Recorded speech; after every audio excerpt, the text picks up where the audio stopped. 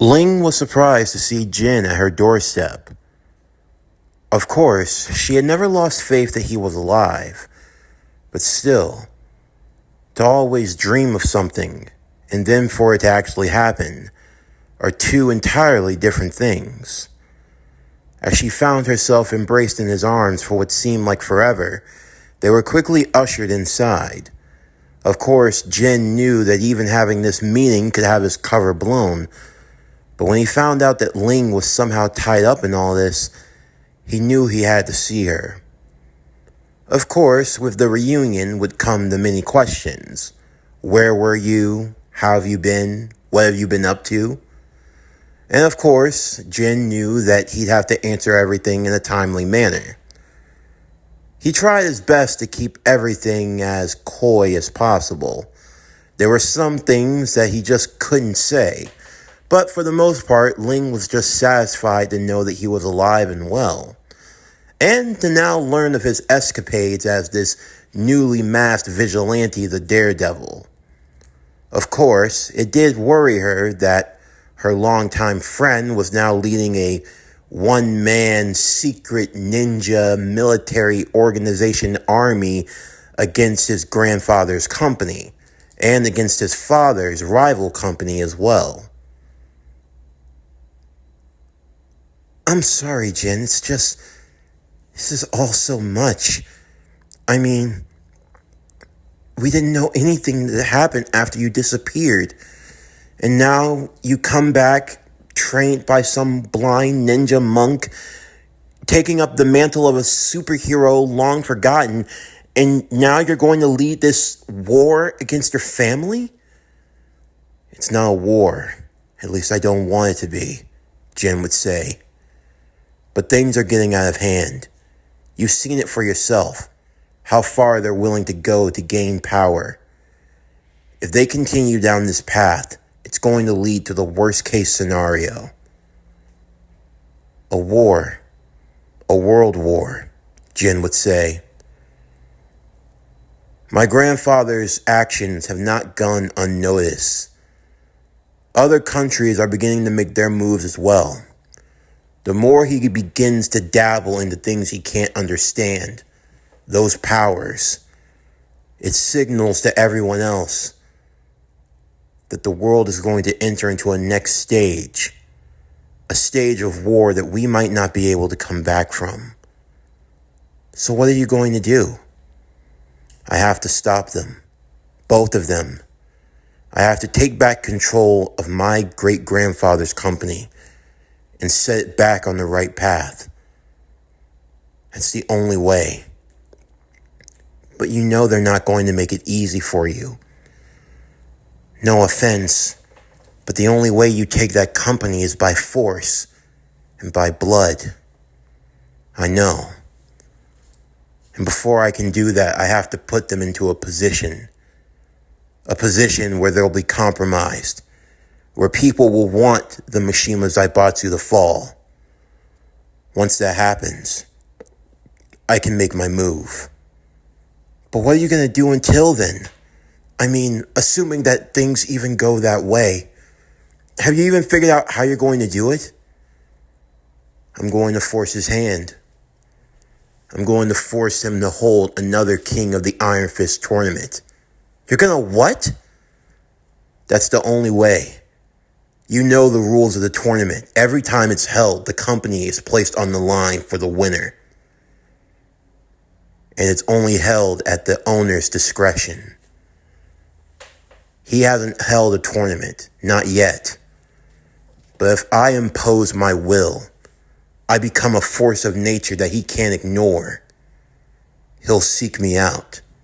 He'll want to draw me out, and he'll use the tournament to do it. That's when I make my move. My father, he's going to want to get his hands on this as well. And that's when I take them both out. So you're going to use the tournament as a way of taking back your company. Your family's company. Exactly. And I'm going to destroy the G Corporation in the process. In one fell swoop, I will destroy the G Corporation and the Mishima Zaibatsu. and I'll take over what remains. You're gonna need some help, Jin, Ling would say. No, it's going to be dangerous. I just came here because I heard about what happened, and I just wanted to. You were worried about me. I appreciate that, really. But come on, you think I'm some damsel in distress? I'm just as good of a fighter as you, and you're going to need someone to watch your back. When the time comes, I know I can't get in your way when you have to fight against them. I know that when the time comes, you'll have to fight your own battles. But until then, let me fight with you. Don't treat me like a coward. Tell me about your friend. So you heard? Yeah. I figure it has to be something serious if my father was after him. I don't know what happened. He just came out of nowhere and attacked him. Attacked his home. He's gone and no one can find him right now. The school's, trying to look into it, but it seems as though they're trying to make everyone forget. That's what happens when money gets involved. In all likelihood, they're just going to say that he took a leave of absence, but that's not the case. Do you know why your father would be after Saji? I'm not entirely sure, but I have a few theories, Jin would say. I'm going to do some investigating into this Saji kid. Try to figure out everything I can. Until then, I want you to go about your day and act like everything is normal. I'll get in contact with you, but under no circumstances can you tell anyone that you've seen me. I promise, if you ever need me, I won't be too far away. I'll always be watching over you.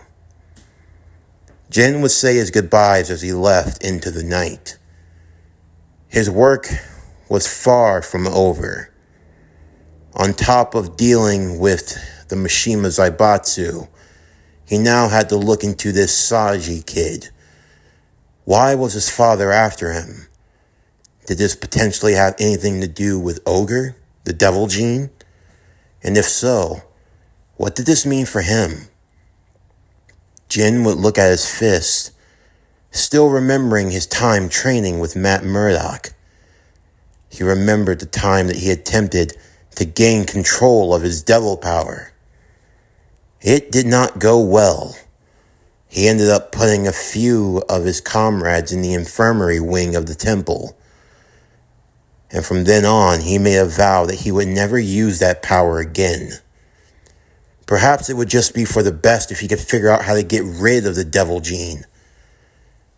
If something like this were running in his bloodline, then what did that make him? In the end, Jin knew that he needed answers, and he needed them quick. In the meantime, Heihachi Mishima was not particularly pleased as he sat in his office as his son Lars Alexander stood. This could have been a disaster, Lars. You understand that? I do, Father, and I take full responsibility. Of course you do. What other option is there? Of all people that you could have hired, you chose to bring that sadist into the equation. I thought we could keep him under control, sir. I didn't think to cops, dead, homes destroyed. You're only lucky that civilians didn't get hurt. Thankfully, we can push this aside. A random act of violence, maybe. But if he has any ties brought back to us, this could be badly. I understand, sir. The Daredevil. He continues to provoke us at every turn. You heard him speaking on the security feed. He knew we were watching him. That was not a coincidence. He's someone that's close to us. Someone that knows us. Who do you think it is? On a list very small, I can only think of a few. There's one that comes to mind.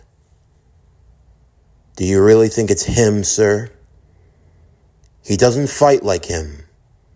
He doesn't move like him at all. But being of similar size and build, there could be no mistaking it. So, your prodigal grandson has returned, Lars said. That makes things a whole lot easier. We now know what we're up against. No, we don't know what we're up against. I find it rather amusing. Jin attempts to hide himself from me. I wonder what he truly intends to do. If he has gone to such lengths to hide his identity, then I will allow him to believe that it is safe. Allow him to continue to run around and masquerade like the fool he is. While he thinks that he is setting a trap for me, I will be setting the trap for him. That only makes him all the more a prize target. But this does change your parameters. And how would that be? Until I was sure of who he was, I wanted to take my time. I wasn't sure whether or not I wanted to keep him alive. But now that I know that it is him, it gives me access to another devil gene. And because of that, it means that he is valuable dead or alive, which means you don't have to hold back on that parameter. But I do expect you to be more cautious. Understood, sir? So permission to use full force? Permission granted. And then there's my son. He was going after a high schooler. Safe to say your son, my brother, he's never been one to make rational decisions. No, he hasn't. But I want to look into this Saji boy as well. If Kazuya saw value in him, then perhaps he could be of some use to the organization. Yes, sir. Shall we continue with the next stage of Project Ogre? Yes. We will now move into Phase 3. Shall I begin the shipment of the operation? No. Hold off on that. I want you to have all things ready to go at my command, but do not ship or move anything until I give the signal.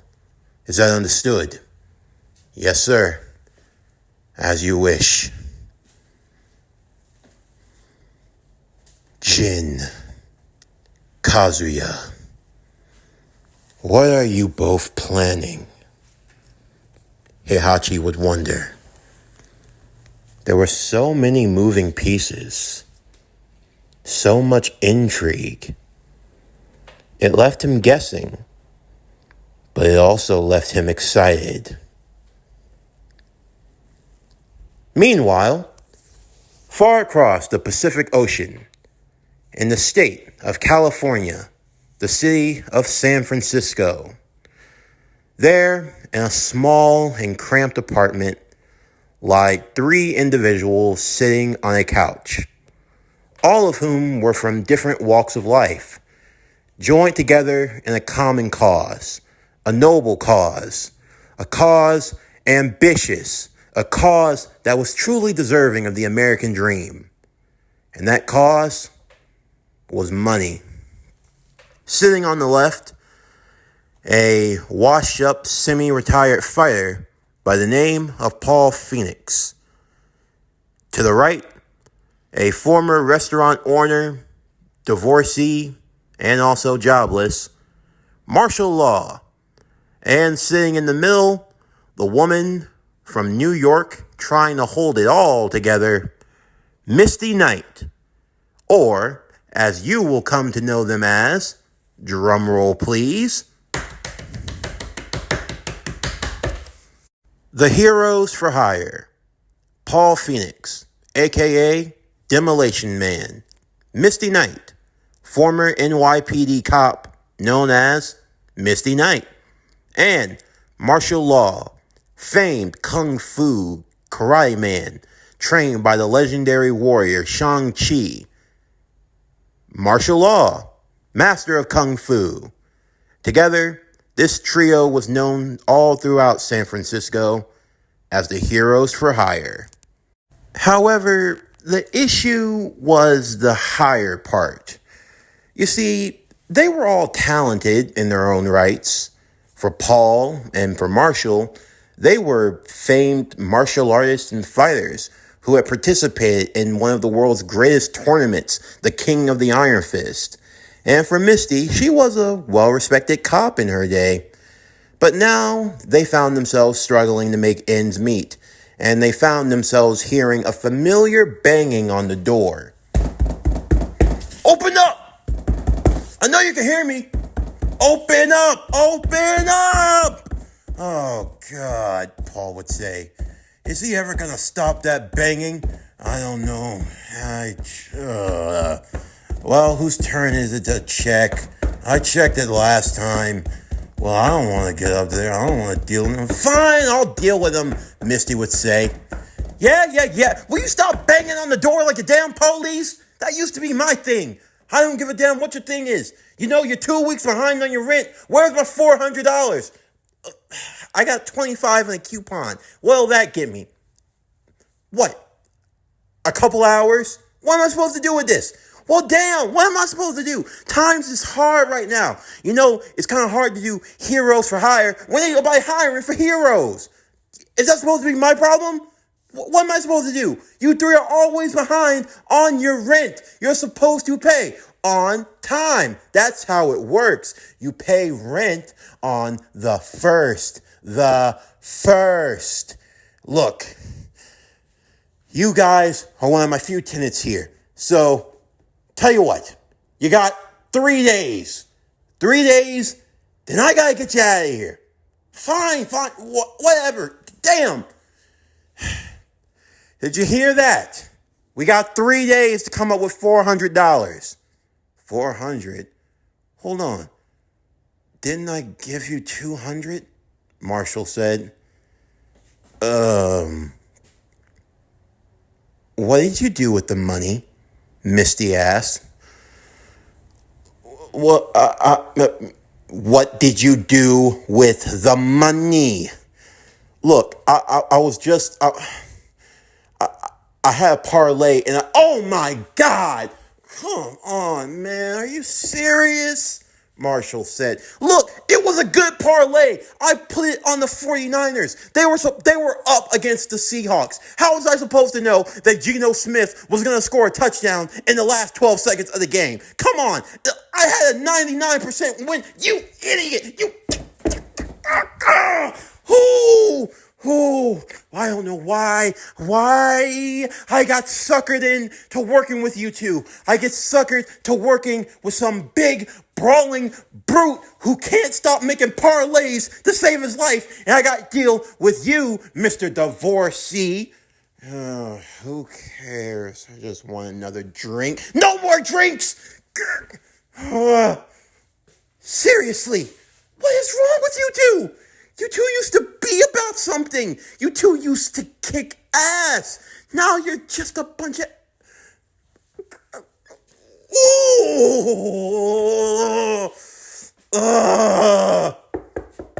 Oh, who is it now? Misty went to go grab her gun. Listen, if you come here looking for me, and I just want to... Hold up now. I ain't come here looking for no trouble. I just came looking for some new do-gooders who want to try to do some good for a fellow brother in my time of need. What? Who the hell are you? Allow me to introduce myself. My name is a pimp named Slickback. What? It's a pimp named Slickback. Slickback? No, a pimp named Slickback. It's like a Tribe Called Quest. You say the whole thing. Look, it's not even besides the point. Look, I'm falling on a little bit of desperate times, and I am in desperate need of some help. So if you're willing to help a brother out, then I promise you I will make it worth your while. Worth my while. How much are we talking here? I think a cool 3,000 should cover it. We'll take it, Marshall and Paul would say in unison. The mission was as follows. A pimp named Slipback. Not the pimp named Slipback, but a pimp who was named Slickback, but not the pimp named Slickback that you're thinking about. Besides the point, had a Cadillac. A Cadillac that was sitting on 24 Chrome. A classic.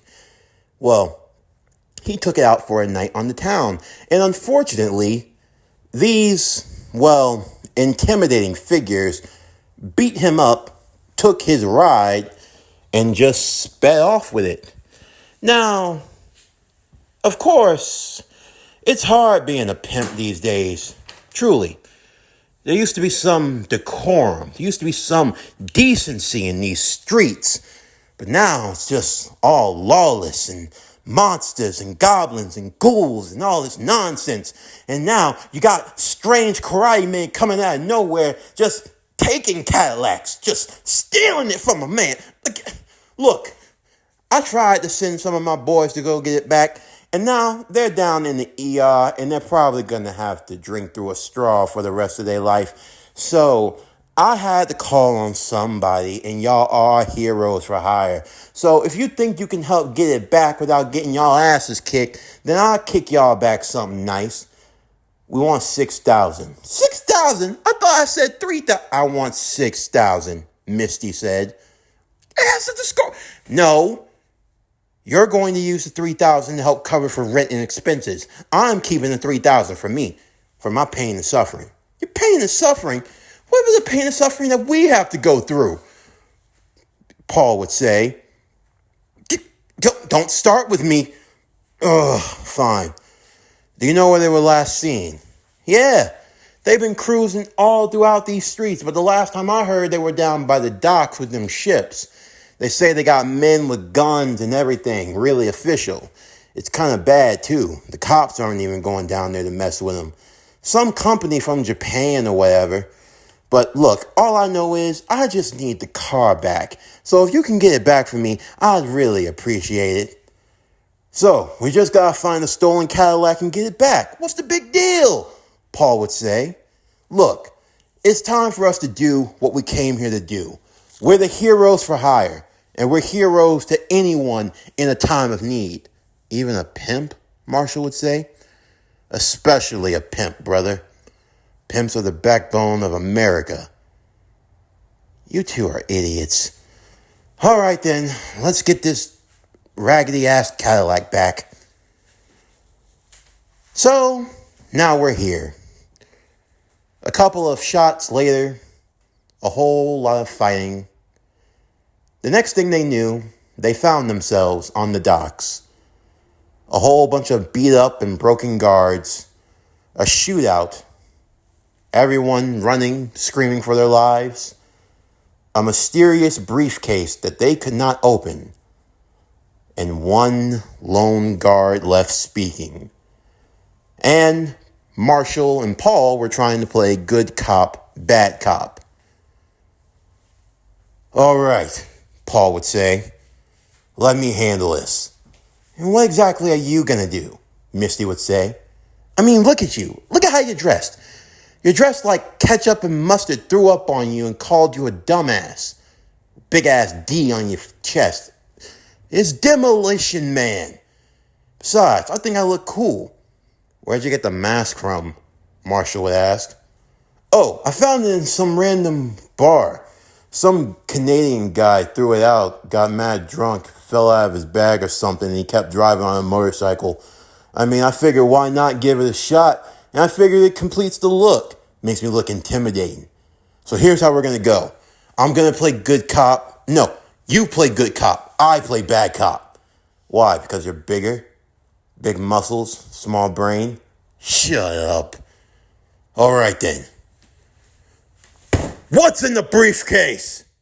You either start speaking or I start showing you why they call me the Demolition Man. And I promise you, it ain't the buildings that I start breaking down, bub. Bub? Since when do you start calling people bub? Marshall would ask. Look, I'm trying to sell the intimidation factor here. Will you back me up? Marshall would instead speak to the man. Look, you're obviously just doing what you gotta do. And I understand that.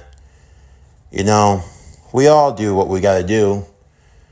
After all, don't we all just drift through life, having a dream, a purpose, a goal, a plan, a family? Oh, here we go. Yeah. You know, you take those vows, you're supposed to be together for better or for worse. But when the worst happens and they just start running off, well, what do you do then? I mean, she says she was in such a crap hole, but it wasn't a crap hole during the divorce. During the divorce that got my restaurant shut down. You took everything. You took my son. You know, I was trained by a famed martial artist, you know. I used to be respected around these parts. Now look at me. I'm just a washed up bum. A washed up, you know. You know, we used to have a code. We used to have a code, man. Where I'm from, I watch my back, you watch yours. But now I come here,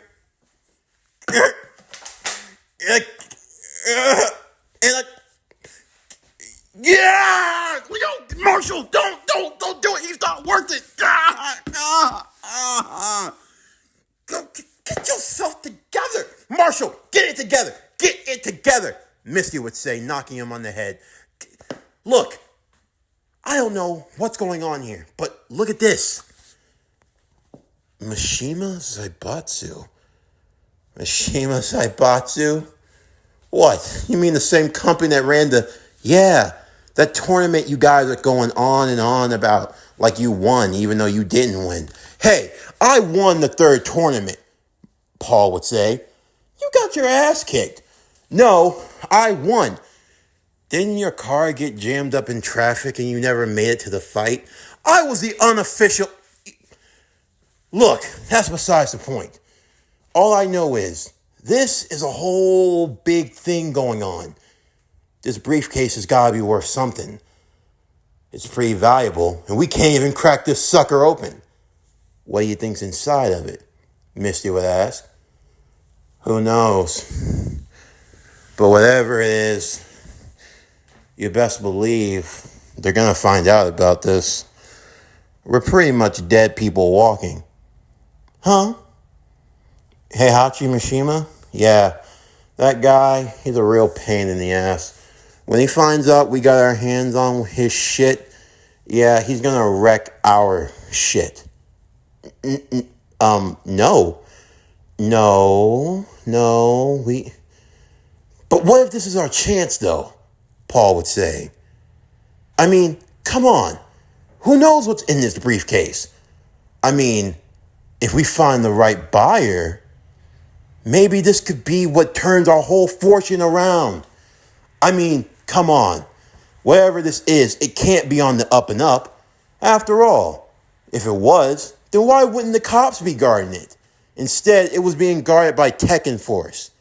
Probably for security reasons, or because they don't want the feds to know what's going on. Look, guys, I think we stumble onto something big here. But first, we gotta figure out how to open this sucker. If you need help opening it, I know a guy. What? I know a guy back in Japan.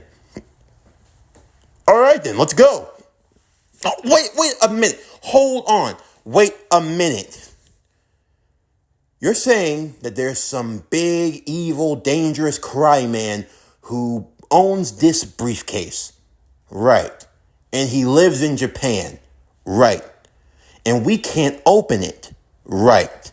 And you want to go to Japan to try to open it. Right. Wrong! Now look, This is what I think we should do. We take the Cadillac back to Slickback, a pimp named Slickback. Don't start with me. We take back the Cadillac. We drop this in the ocean. And we just walk away like nothing happened. Come on. I don't think we have any reason to get involved in this and just... Before Misty could finish her sentence, more Tekken force, along with G-Corp soldiers, arrived onto the scene, making the shootout even worse, as they escaped in the burnt, broken, beat up, and shot up Cadillac with briefcase in hand. Safe to assume going back home was impossible, unless they wanted the fury of two powerful military corporations on their backs. Now, they were left with no choice. At the first opportunity, they would find their way to Japan to figure out the mystery of this briefcase and what exactly was going on. Safe to say, for the heroes of hire, they had now gotten themselves into quite the predicament. For heroes, they would now be going into the underbelly of darkness to uncover true crime and mystery, the shady dealings of the underworld, and those that inhabited it. Many forces were now making their move, all of them planning, preparing for their next steps. The race to an uncertain future that loomed ahead.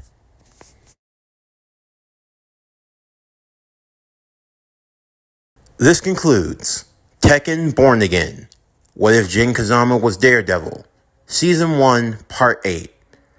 As always, if you enjoyed today's video and everything else that we have to offer, then please don't forget to like, comment, subscribe, share, and hit that bell for post notifications so you can stay up to date on everything that is PowerCore Productions and Podcastings that's to come out now and in the future.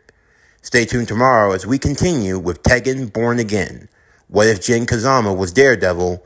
Season 1, Part 9. But anyway, that's going to do it for the end of today's video. I'm Javon Harrington with PowerCore Productions and Podcastings, signing off, and I'll see you next time.